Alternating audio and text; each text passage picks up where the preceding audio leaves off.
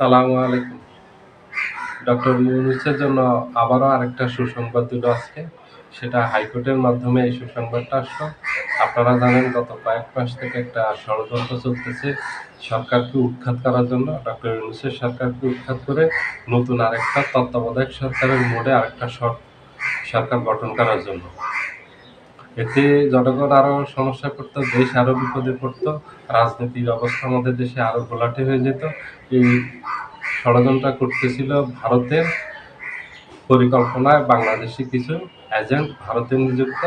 তারা সেটার সাথে আমাদের দেশের অনেকগুলি রাজনৈতিক দলের অনেক নেতা জড়িত আছেন, কিছু আইনজীবী জড়িত আছেন, কিছু বুদ্ধিজীবী জড়িত আছেন, বিভিন্ন কিছু সাংবাদিক জড়িত আছেন। আপনারা জানেন এটা কয়েক মাস থেকে, গত 4-5 মাস থেকে এটা নিয়ে একটা গুঞ্জন চলতেছে।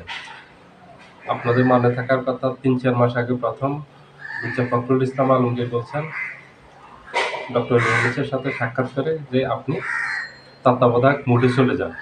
তার অর্থ হলো তত্ত্বাবধায়ক সরকার মোডে চলে যেতে হলে আইনি জটিলতা দেখা দিবে। আইনি জটিলতা দেখা দিবে এটা যে তাইলে ওনার যে বর্তমান অন্তর্বর্তী সরকার, এই সরকার কোনো বৈধতা থাকবে না। তখন আরেকটা সরকার গঠিত হবে, যে সরকারেরও কোনো বৈধতা থাকবে না, কারণ তত্ত্বাবধায়ক সরকার যেহেতু আইনে নেই, কাঠামোতে নেই। তাহলে ওই সরকার কিভাবে তত্ত্বাবধায়ক মোডে যাবে? ওই সরকার কিভাবে তত্ত্বাবধায়ক সরকারের এই দায়িত্ব পালন করবে? ওটাও বেআইনি হবে, ওটাও অসাংবিধানিক হবে। ওরা চেয়েছিল যেন তেনভাবে একটা তত্ত্বাবধায়কের রূপ দিয়ে আরেকজনকে, অন্য একটা গ্রুপকে আনার ক্ষমতায় বসানোর জন্য এখান থেকে বর্তমানে যে কিছু উপদেষ্টা আছেন ওই ষড়যন্ত্রের সাথে জড়িত, যেটা শোনা যাচ্ছিল, তাদের কয়েকজনকে রাখবেন, বাকিদেরকে বাইরের থেকে আনবেন, এনে এটার মূল ফায়দা নিতে চেয়েছিল মূলত বিএনপি। আর বিএনপির মাধ্যমে এটা করতে চেয়েছিল ভারত। তাহলে ভারতের এখানে সুবিধা, যেহেতু ভারত ডক্টর ইউনূসের সাথে কোনোভাবেই পেরে উঠতেছিল না, পররাষ্ট্রনীতিতে উঠতেছিল না। ডক্টর ইউনূস একের পর এক ভারতের উপর যে চাপ সৃষ্টি করে যাচ্ছিল, শেখ হাসিনা যেন কোনো বক্তব্য দিতে না পারে, শেখ হাসিনার ফেরত চাওয়া নিয়ে। এবং ভারত জানে যে ডক্টর ইউনূসকে যদি এখনই কোনোভাবে যদি উৎখাত করা না যায় তাহলে ভারতের জন্য সমস্যা হবে। ভারতের জন্য সমস্যা কী হবে? ভারত যে বাংলাদেশে 17 বছর বিডিআর হত্যাকাণ্ড দিয়ে শুরু করে গত 17 বছর যে ভারত কীভাবে সম্পৃক্ত ছিল আমাদের দেশে, সেগুলি ডক্টর ইউনূস একটার পর একটা তদন্ত করে নিয়ে আসবেন, বের করে নিয়ে আসবেন। উনি যদি ক্ষমতায় থাকেন তাহলে এগুলিতে ভারত রেহাই পাবে না, আওয়ামী লীগ রেহাই পাবে না, ভারত বিপদে পড়বে, আওয়ামী লীগ বিপদে পড়বে।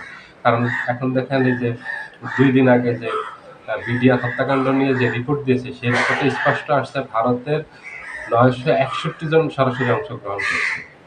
এখন 24 জন ভারতের সেনাবাহিনীর কমান্ডো অংশগ্রহণ করছে এই বিডিআর হত্যাকাণ্ডে, যে 57 জন সেনা কর্মকর্তাকে হত্যা করা হয়েছে সেখানে।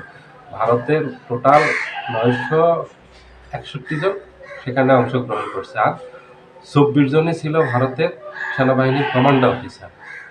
তারপরে গত জুলাই আন্দোলনে যে ভারতের সম্পৃক্ততা ছিল, সেগুলিও তদন্তের মাধ্যমে বেরিয়ে আসছে। আন্তর্জাতিক অপরাধ ট্রাইব্যুনালে বিভিন্ন তদন্তে বেরিয়ে আসছে। গুমের সাথে যে সরাসরি ভারত জড়িত ছিল, সেগুলি বেরিয়ে আসছে। এই যে সুখরঞ্জন ঢালিকে যে ভারতে নিয়ে গেছে, এটা তো ভারতের সহযোগিতা ছাড়া সম্ভব নয়, একদম প্রত্যক্ষ সহযোগিতা। এবং এই যে সালাউদ্দিন আহমেদকে যে শিলংয়ে পাওয়া গেছে, সেটা ভারতের প্রত্যক্ষ সহযোগিতা, বাংলাদেশ থেকে ভারতে নিয়ে গেছে। এইভাবে আমাদের দেশে যে গুম হয়েছে 4000-এর উপরে, সেই গুমের সাথে ভারতের অনেক সম্পৃক্ততা পাওয়া গেছে। সরাসরি ভারতের রয়ের পাওয়া গেছে, ভারতীয় সেনাবাহিনীর পাওয়া গেছে, ভারতীয় বিভিন্ন সংস্থার পাওয়া গেছে। এবং ভারত সরকার যে কীভাবে আমাদের দেশে হস্তক্ষেপ করতো গত 17 বছর শেখ হাসিনার সময়, তখন তো মানুষ এটা আলোচিত ছিল, কিন্তু মানুষের কাছে কোনো প্রমাণ ছিল না। সরকার এখন সব খুঁড়ে সব বের করতেছে, এখন কেঁচু খুঁড়তে গিয়ে সাপ বের হচ্ছে। বিশাল বিশাল ঘটনা সরকারের সামনে চলে আসতেছে। ভারত এই জন্য আতঙ্কিত, আওয়ামী লীগ ভারত আতঙ্কিত, ভারত এগুলির জন্য পরবর্তী সময়ে চাপে পড়বে যদি আন্তর্জাতিক অপরাধ ট্রাইব্যুনালে যায়, যেটা হ্যাগে অবস্থিত, সেখানে যাওয়ার সম্ভাবনা আছে। কারণ সব প্রমাণ আছে এখানে, এবং এগুলি সব সত্যি। এখানে কোনো বানোয়াট গুজব, কোনো তথ্য নেই।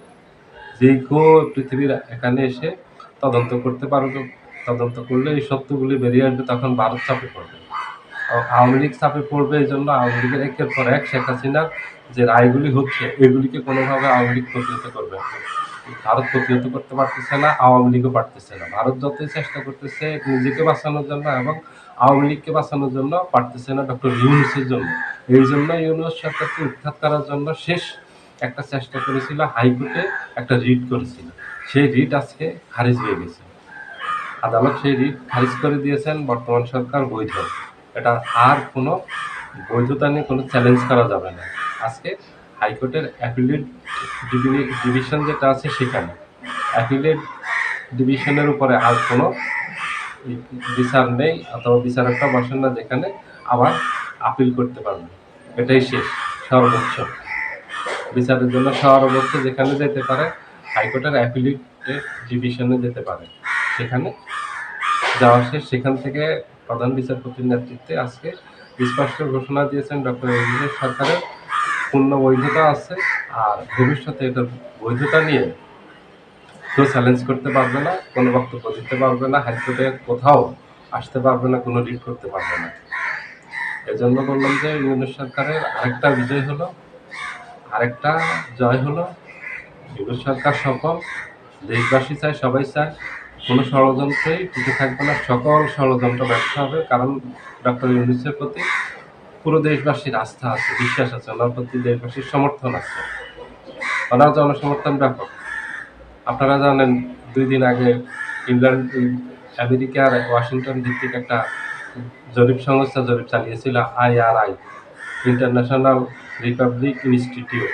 সেখানে আমাদের ইতিহাসের রেকর্ড এত জনপ্রিয়তা কেউ পায়নি। সেখানে উঠে আসছে 69% জনগণ ওনার উপর সন্তুষ্ট, ওনার জনপ্রিয়তা এখন তুঙ্গে। ওনাকে এই জন্যই ভারত চাচ্ছে, আওয়ামী লীগ চাচ্ছে, তারা তাদের বিপদ থেকে বাঁচার জন্য। আর বিএনপি চাচ্ছে বিএনপি যেন ক্ষমতায় চলে যেতে পারে, কারণ ওনাকে উৎখাত না করলে বিএনপির এখন জনপ্রিয়তা যে ধস নামছে, বিএনপির যে দুর্যোগের মাঝে আছে, বিএনপি যে নানান দিক থেকে সমস্যা আছে, উনি যদি নিরপেক্ষ নির্বাচন দেয় তাহলে বিএনপি জিতবে না। বিএনপি এই জন্য ভারতের সাথে, আওয়ামী লীগের সাথে গোপনে আতাত করছে, হাত মিলিয়েছে, যে ওনাকে উৎখাত করে, সরাসরি তো বলতে পারে না, ওই যে বলছে ঘুরিয়ে যে আপনি তত্ত্বাবধায়ক মোডে চলে যান। তার মানে হলো তত্ত্বাবধায়ক মোডে চলে গেলে উনি আর প্রধান উপদেষ্টা থাকবেন, অন্য কাউকে বসাবেন। ও ভারতের পছন্দের, ও সেনাবাহিনীর পছন্দের, ও আওয়ামী লীগের পছন্দের, ও বিএনপির পছন্দের। তাহলে বিএনপিকে আগামী নির্বাচনে অবৈধভাবে ক্ষমতা নিবে, অবৈধ সুবিধা দিবে, সেই সুবিধা পেয়ে বিএনপির আগামী ক্ষমতা উপভোগ করবে, ক্ষমতায় যাবে। বিএনপির এই স্বপ্নে বিপদ ছিল। আজকে বিএনপির স্বপ্নেরও মৃত্যু ঘটলো, ভারত আবার পরাজিত হলো, আওয়ামী লীগ আবার পরাজিত হলো, এক কথা সকল ষড়যন্ত্রকারী আবার পরাজয় ঘটলো, ডক্টর ইউনূসের বিজয় ঘটলো। ডক্টর ইউনূসের সরকার টিকে গেলে আবার একটা চ্যালেঞ্জে পড়েছিল। কয়েকদিন থেকে এটা নিয়ে খুব আলোচনা চলছিল, আজকে কি হচ্ছে, কারণ আজকে রায় ঘোষণা করার কথা ছিল, আজকে রায় ঘোষণা করেছে। সবাই ভালো থাকবেন, আল্লাহ হাফিজ।